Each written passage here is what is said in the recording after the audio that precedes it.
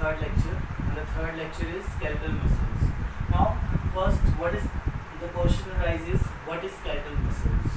So, first of all, whenever अगर मुझे बात करनी हो कि skeletal muscles होता क्या, देखो, like suppose it that is my hand, these are the limbs.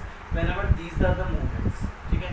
Whenever we move our face या मैं अपने फेस एक्सप्रेशन को मूव कर रहा हूँ या जिस तरीके से अपने हैंड को मूव कर रहा हूँ, इस तरीके से इलास्टिसिटी प्रोवाइड हो रही है या ये फ्लेक्सिबिलिटी प्रोवाइड हो रही है, ये सारा कुछ कौन कर रहा है? स्केलेटल मसल्स ही कर रहा है. तो हमारे को ये समझना है कि स्केलेटल मसल्स होता क्या है. सबसे पहले मैंने छोटा सा यहाँ पर डायग्राम बनाया, that is a human body. ये क्या कर रहा है कि इसका कोई भी पार्ट ले लिया कि जिसमें हम क्या कर रहे हैं कि फ्लेक्सिबिलिटी को अंडरस्टैंड कर रहे हैं कि किस तरीके से फ्लेक्सिबिलिटी हो रही है, किस तरीके से काम कर रहा है ना. यहाँ पर हम यहाँ क्या बात कर रहे हैं, यहाँ पर हमने दो चीज़ों की बात करनी है. सबसे पहले हम बात कर रहे हैं एनाटॉमी एंड सेकंड इज ठीक है फिजियोलॉजी. अभी हमने यहाँ पर बात करनी है anatomy of skeletal muscles. Anatomy का मतलब क्या होता है?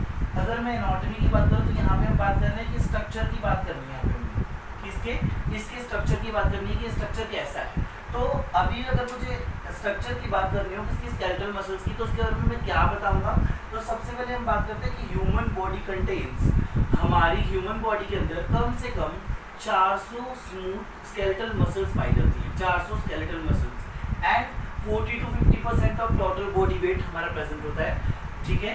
और दूसरा हम क्या कह रहे हैं कि जो हमारी स्केलेटल मसल्स हैं ये क्या कर रही हैं, ये हमारी कुछ कनेक्टिव टिश्यू से प्रेजेंट है, कुछ कनेक्टिव टिश्यू से बनी हुई हैं, कुछ कार्टिलेज से बनी हुई हैं और क्या कर रही हैं, हमारी बॉडी को फ्लेक्सिबिलिटी प्रोवाइड कर रही है, मतलब कि इजीली मूवमेंट हो सके, उसको हम स्केलेटल मसल्स कह रहे हैं. अभी हमने इसके ग्रोथ स्ट्रक्चर को, मतलब इसके स्ट्रक्चर को जानना है कि ये दिखने में कैसा होता है. So first of all I draw this diagram. तो ये क्या है, this are the skeletal muscles. इसको हम स्केलेटल मसल्स कह रहे हैं. ये जो ऊपर वाला पार्ट है हमारा यहाँ पर, इसको क्या बोल रहे हैं हम, एपीमीजियम.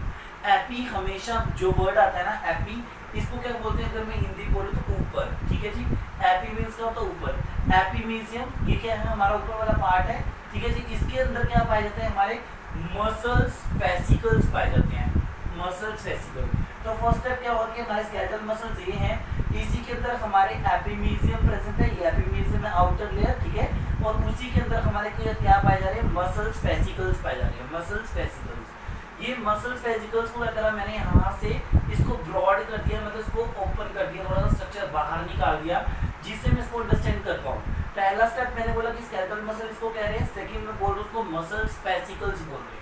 देन जैसे ही मैंने मसल्स फेसिकल्स निकाला, मतलब इसको ओपन करा, इसको मैंने और इलेबोरेट कर दिया, यहाँ से इसको और सोल्व करा, इसको और निकालने के बाद ये क्या होगा, अगेन यही मसल फेसिकल्स, यहाँ पे मैंने लिखा this are the muscle fascicles. फिर उसके बाद हमने और पार्ट इसको क्या करा, इलास्ट कर दिया, ब्रॉड कर दिया. तो उसमें क्या बोले हम, दिस पार्ट इज अ पेरीमीजियम. पेरीमीजियम. और अंदर वाला पार्ट होता है जिसको हम बोलते हैं, अंदर वाला पार्ट तो क्या होगा, एंडोमीजियम. ठीक है जी. अब जब ये एंडोमीजियम हो गया, जब हमने इसको अंडरस्टैंड करना चाहा कि ये वाला जो पार्ट है इसके अंदर क्या प्रेजेंट होते हैं, तो इसके अंदर थर्ड चीज प्रेजेंट होती है, मसल्स फाइबर्स. क्या प्रेजेंट होते हैं, मसल्स फाइबर्स. अब क्या हुआ कि ये जो एंडोमीजियम हमने बोला, ये अंदर यहाँ पर हमारे मसल फाइबर है, इसको मैंने और इलेबोरेट कर दिया, मतलब कि और एक्सपैंड कर दिया, एक्सप्लोर कर दिया. इसी के अंदर से मैंने इसको निकाला. ठीक है. इसको निकालने के बाद ये क्या हो गया, हमारा मसल फाइबर. उसके बाद ये क्या हो गया, हमारा जो ऊपर वाली लेयर है, इसको क्या बोल रहे हैं हम, सार्कोलेमा. क्या बोल रहे हैं इसको, सार्कोलेमा.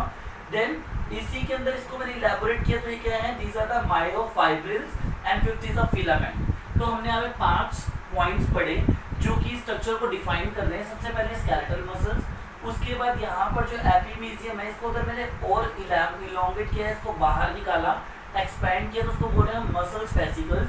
देन थर्ड, उसके बाद जो मसल फेसिकल्स है इसको ओपन करा, तो ये क्या होगा, पेरीमीजियम. और इसी को अंदर वाले पार्ट को बोल रहे हैं हम एंडोमीजियम. अब जैसे ही मैंने इसको इलोंगेट किया, इसको मैंने इलेबोरेट किया, तो इसको क्या बोल रहे हम, ये वाला जो पार्ट था हमारा क्या था, मसल्स फाइबर्स. एंड जैसे ही मैंने मसल फाइबर को इलोंगेट किया, तो उसमें क्या है, sarcolemma, then myofibrils, then filaments. ठीक है. इसी स्ट्रक्चर को अगर मैं एक ही स्ट्रक्चर के अंदर एक्सप्लेन करूँ तो वो कैसा दिखेगा, दिस वन. ठीक है. तो यहाँ पे क्या बोल रहे हैं, these are the bones and this is the tendons. Tensions always क्या होते हैं, फिक्स्ड होते हैं, ये बिल्कुल भी हिलते नहीं है. ठीक है जी. इसको हम बोल रहे हैं फिक्स्ड होते हैं, टेंडन्स फिक्स्ड होते हैं. देन एपीमीजियम.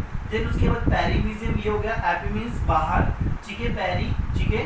देन उसके बाद हम बोल रहे हैं कि इसके यहाँ पे सराउंडिंग में क्या पड़ी है हमारे पास, blood vessels, these are the muscles fibres and these are the fascicles and these are the एंडोमीसियम।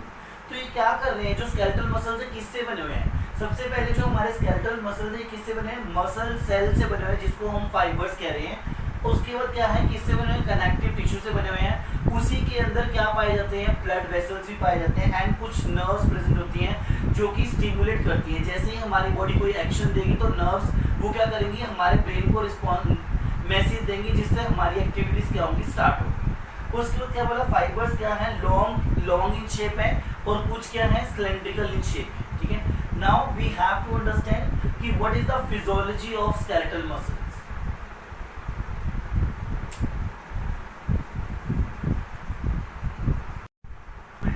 About the physiology of skeletal muscles.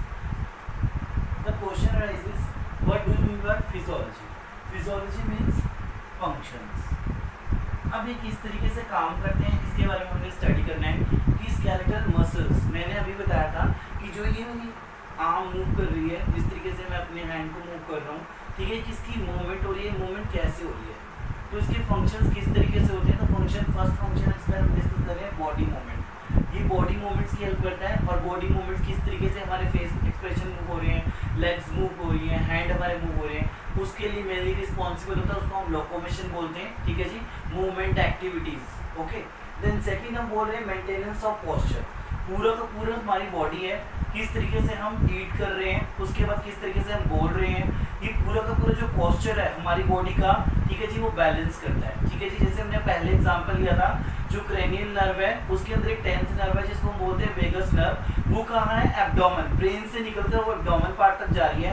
वो क्या करवा रही है, हमारी पूरी की पूरी बॉडी को रिस्पॉन्सिबल है, या कह लो कि पूरी की पूरी हमारे ब्रेन को मैसेज दे रही है कि किस तरीके से उसके अंदर मूवमेंट हो रही है। ठीक है, उसके बाद हमने एक और नर्व की बात करी जिस 8th नर्व है जिसका नाम है वेस्टिब्यूलोकोक्लियर नर्व। वेस्टिब्यूलोकोक्लियर नर्व, इस वेस्टिब्यूलोकोक्लियर नर्व को क्या बोलते हैं, दीज आर द, ठीक है, 8th नर्व उसको हम बोल रहे हैं क्रेनियल नर्व है, वेस्टिब्यूलोकोक्लियर नर्व, जो कि क्या कर रहे हैं, हमारे ईयर से निकलकर सीधा सेरिबेलम पे जा रही है। और सेरिबेलम का क्या काम है, पूरी की पूरी बॉडी को बैलेंस करना, मेंटेन करना, और मेनली काम ही उसका क्या है कि वो क्या करता है, हमारे पूरे के पूरे पोस्चर को बैलेंस करता है। लाइक मैंने बोला कि जैसे ही हमारे ईयर के अंदर ये नर्व ईयर से कहाँ जा रही है, हमारे सीधा ब्रेन के अंदर जा रही है, वैसे ही हमारी हेड की मूवमेंट होती है। तो पूरी की पूरी पोस्चर किसकी हेल्प से बैलेंस हो रहा है, इस नर्व की हेल्प से बैलेंस हो रहा है। उनको कौन बैलेंस कर रहा है, स्केलेटल मसल्स बैलेंस कर रही है। उसके बाद हमने बोला third function is the respiration. अब सपोज इट, हम रेस्पिरेशन प्रोसेस को क्या बोलते हैं, रेस्पिरेशन। ठीक है, breathe in and breathe out. Whenever we intake oxygen, oxygen मैंने ली, ठीक है, उसके बाद क्या हो रहा है, हमारी बॉडी के अंदर कॉन्ट्रैक्शन हो रही है, रिलैक्सेशन हो रही है। अब नॉर्मली अगर मैं बात करूँ तो क्या है, दीज आर द नॉस्ट्रिल्स, यहाँ से हमारी एयर जा रही है, जाने के बाद देन नेजल कैविटी, ठीक है जी, then pharynx, then larynx, then उसके बाद क्या है, trachea, the wind pipe, then उसके बाद क्या है, हमारे लंग्स, जिसके अंदर क्या है, हमारे ब्रोंकियल्स और एल्वेओलाइज जॉइंट होते हैं। उसके ठीक नीचे ही एक left part, this are the right lung and this are the left lung. उसी के नीचे एक डायफ्राम होता है, suppose it that's a maintain trachea and this is our lungs. ठीक है जी, ये मैंने बना दिए। देन यहीं पे क्या है, कार्डियक नोच, ये लेफ्ट लंग हो गया। This are the diaphragm and इसी के नीचे हमारी कुछ इंटरकोस्टल मसल्स होती हैं। जैसे ही कॉन्ट्रैक्शन रिलैक्सेशन होगी, वो क्या करेगा, उस प्रोसेस को वगैरह कंट्रोल करेगा। तो वो कौन कर रहा है, स्केलेटल मसल्स उस पार्ट को कंट्रोल कर रही है, उसके पार्ट को मेंटेन कर रही है। ठीक है, तो थर्ड बोला हमने respiration, diaphragm and intercostal muscle contraction. जैसे ही कॉन्ट्रैक्ट होती हैं तो उसके लिए स्केलेटल मसल्स क्या होती हैं, रिस्पॉन्सिबल होती है।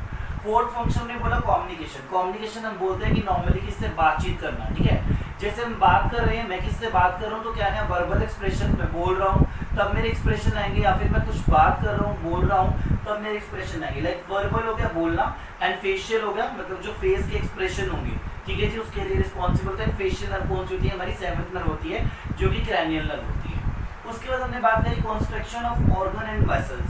अब ऑर्गन्स क्या है, हमारे ऑर्गन्स हमारे हैं जैसे लाइक हार्ट हो गया, ठीक है जी, और उसके बाद क्या है, लीवर हो गया, रेस्पिरेटरी सिस्टम हो गया, जिसके अंदर हम बात कर रहे हैं